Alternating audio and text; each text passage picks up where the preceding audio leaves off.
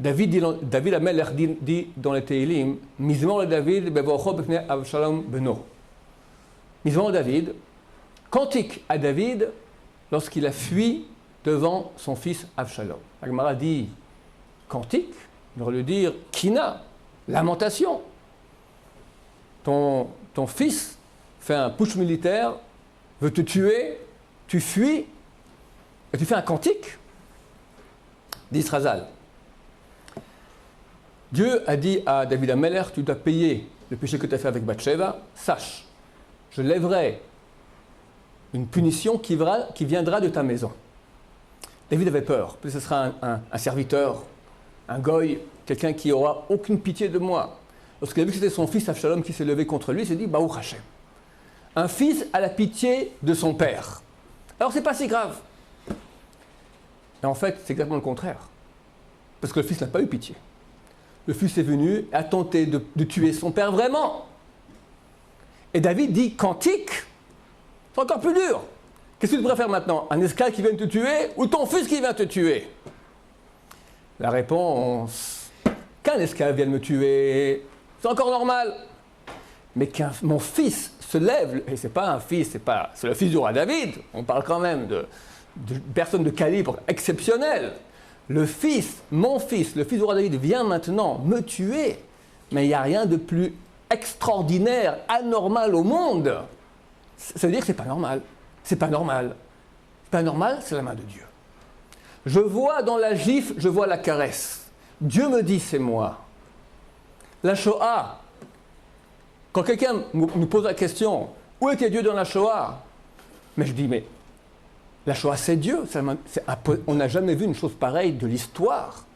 Un malheur aussi grand qui touche un peuple, un programme d'anéantissement aussi bien calculé d'une nation qui est censée être éduquée, occidentalisée, moderne, à notre génération, pas il y a 2000 ans avec les barbares. Ça prouve que c'est complètement anormal. C'est anormal, c'est la main de Dieu. Tisha B'Av, c'est la fête. C'est une fête. Parce que dans le malheur, nous voyons la main de Dieu. Dans le malheur, nous voyons l'amour de Dieu. Les chérubins sont unis l'un avec l'autre. Ils sont unis. Ça prouve que la gifle, tu as la gifle. Mais ça, c'est une histoire d'amour. Dieu veut notre amour. Et il aurait pu dire, je veux plus de toi, bye, terminé. Alors on aurait été un peuple comme les autres, les Français, les Allemands, etc. Dieu ne veut pas ça. On est mariés. On est mariés, et maintenant, bien que je t'ai répudié, c'est momentané. Et je te tiens à l'œil, et je ne te quitte pas. J'ai ma Hashgacha, ma providence sur toi sans cesse. Et je veux ton amour. C'est la fête la plus secrète qu'il y a. C'est vraiment Kodesh HaKodashim. Le Saint des Saints, hein, on en parle beaucoup dans la Torah. C'est un endroit extraordinaire. Il est fait de colonnes de poutres, de cèdre, recouvertes d'or massif, avec une parochette et aussi une parochette, un rideau, et une couverture comme toi, fait avec 28 fils différents, de toutes couleurs, avec de l'or, extraordinaire. Extraordinaire mais extrêmement bizarre. Pourquoi? Parce que toute cette beauté, on la recouvre d'une tenture de laine de chèvre. L'or, on le recouvre aussi, on ne voit rien. On met une première couverture, on voit une amas, une coudée d'or. Mais après une deuxième encore dessus, on ne voit plus rien. On ne voit plus que l'argent. C'est l'argent, ça aussi, ça devient tout noir. Donc, c'est noir avec laine de chèvre. Dedans, Saint des Saints. Bon, tu me diras aussi qu'au moins quand on rentre, on voit l'or, tout ça c'est beau, rien du tout. Quand on rentre dans le Saint, il y a encore le candélabre, il y a encore un peu de lumière. Tu rentres dans le Saint des Saints, tout noir. Alors à quoi ça sert? À quoi ça sert? Ça veut dire que c'est quelque chose de caché. Le kesher, l'amour de Dieu, la relation avec Dieu, c'est une chose qui est pnimite, qui est intérieure. Les Chachamim n'ont pas vu ce qui manquait. Les Nevi'im non plus. Dieu a dû venir dire, ça manque d'amour. Je veux une relation. Aza, pas la ville de Gaza, de Aza. Peut-être c'est une relation aussi, je ne sais pas. Aza, intense.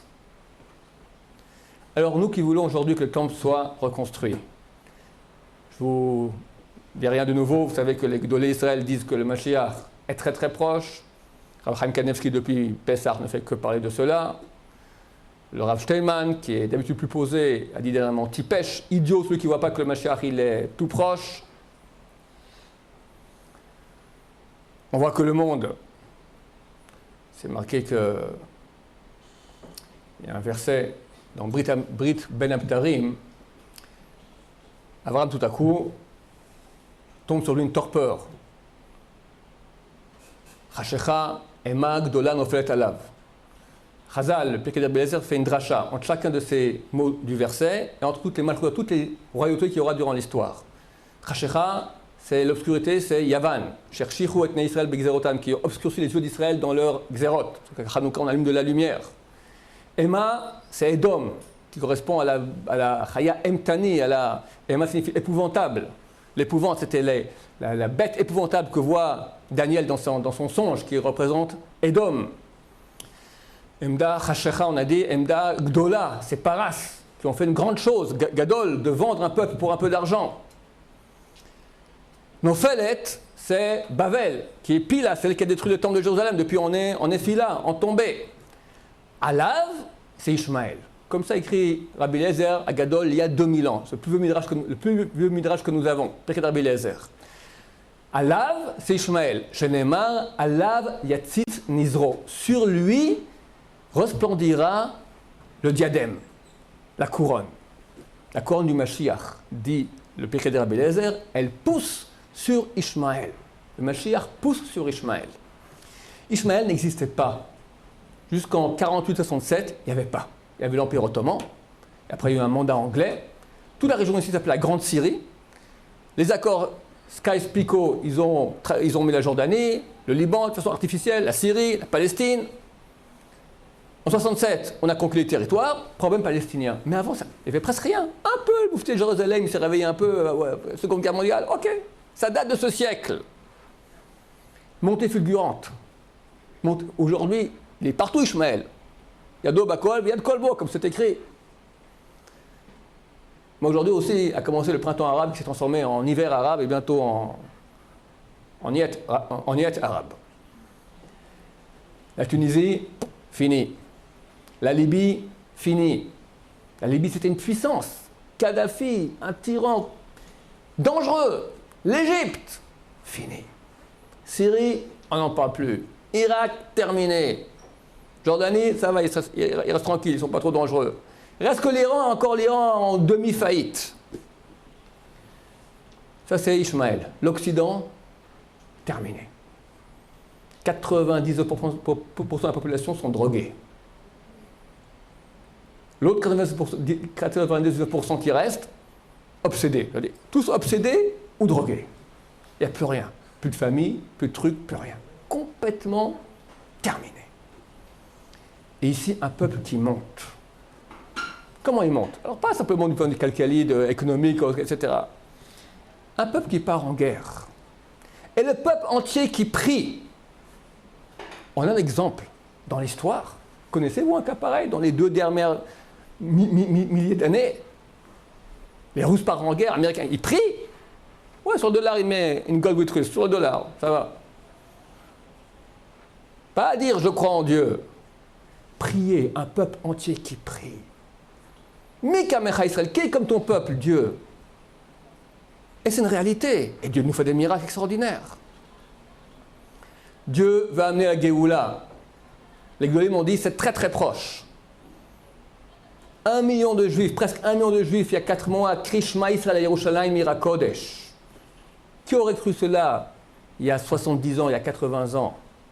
Il y a une vidéo de Rav Chaim Kanevski où on le voit pleurer. Pendant chaque seconde de Rav Kanevski, ça vaut, c'est une Torah. 7 minutes, il est comme ça sur le balcon, il regarde, comme ça, 1 million de personnes. Le Mashiach, il est là, gamin, c'est proche. Qu'est-ce que Dieu veut? Ceux qui sont loin de Torah, il faut se rapprocher très vite, tchouva. Mais ceux qui sont soi-disant proches de la Torah, il faut faire maintenant, pendant cette fête, comme dit le Rambam, il ne suffit pas de jeûner, il faut faire maintenant une analyse intérieure. À quel point je suis en relation avec Hachem? À quel point je ne fais pas les actions comme ça, tralala, comme un mari, ça fait 50 ans qu'il est avec sa femme, et c'est de la technique, c'est tout. On veut une histoire d'amour, passionnée, belle. Le Midrash, il dit, quand viendra Mashiach, que les goïms essaient de s'interposer entre nous et Dieu. À quoi cela ressemble l'exemple que donne Chazal? Comme un lion qui s'accoupe avec sa lionne et quelqu'un met sa main entre les deux. Il se fait déchirer. L'exemple que Chazal donne est bien celui-là. Une histoire d'amour, d'union énorme. Dans la prière, la Hamida, le moment le plus important de toute la Hamida est lequel?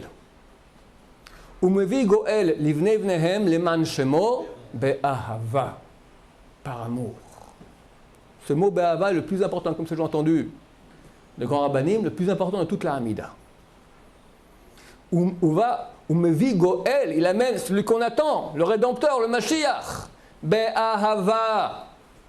Cette fête qui rentre demain est une fête de ahava, de cœur brisé. Aujourd'hui, le cœur est brisé, mais c'est un cœur brisé. Le corps de Dieu, il est là. Libi'er. Et Dieu veut qu'on sorte de cette tardéma.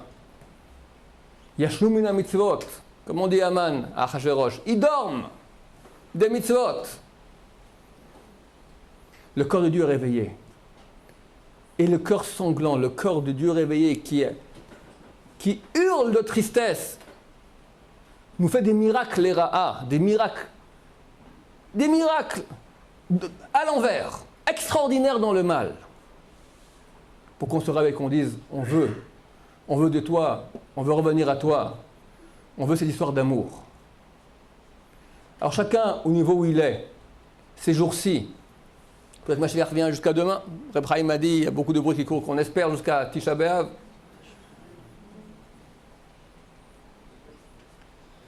Qu'il fasse son introspection, où je peux m'améliorer, et surtout dans ma relation avec Hachem.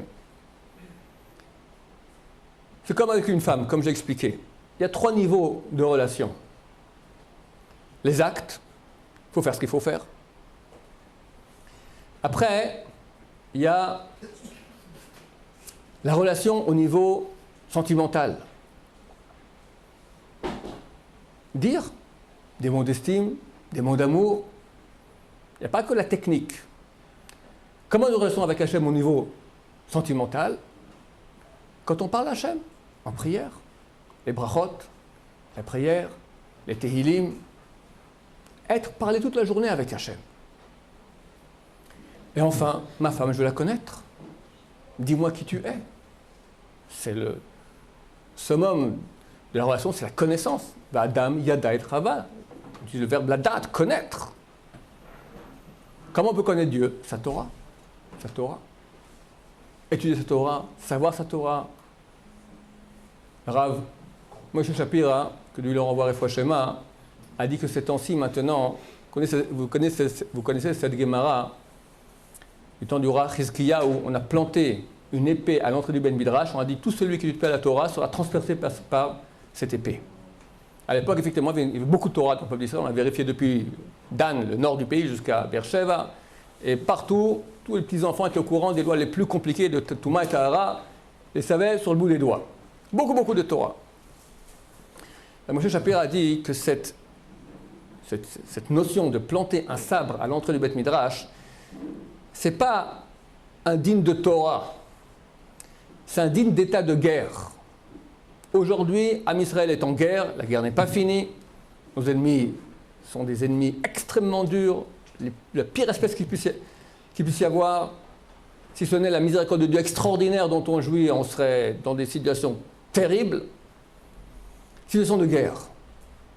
Il faut créer maintenant, avec Hachem, un kesher, une union extrêmement grande, qui se fait beaucoup par l'étude de Torah. Alors on plante, il dit, le rabbin dit, on plante cette épée.